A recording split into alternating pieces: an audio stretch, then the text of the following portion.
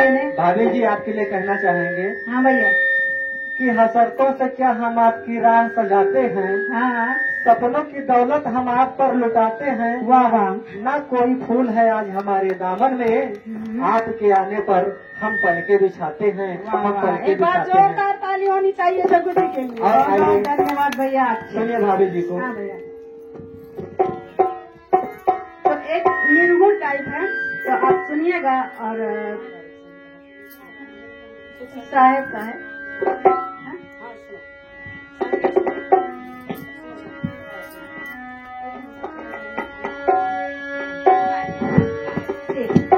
तो कोई भी गलती होगी तो आप लोग से क्षमा चाहते हैं पहले ही।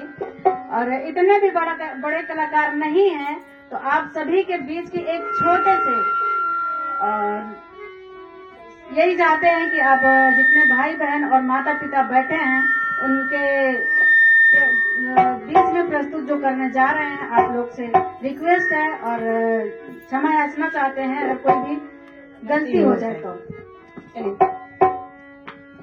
अरे हंसा चुन न गए मोती हो यही हमारा लोकमा, हंसा चुन न गए मोती हो वही हमारे लोकमा, हमारे लोकमा हो हमारे लोकमा, हमारे लोकमा हो हमारे लोकमा, हंसा चुन न गए मोती हो वही हमारे लोकमा, हंसा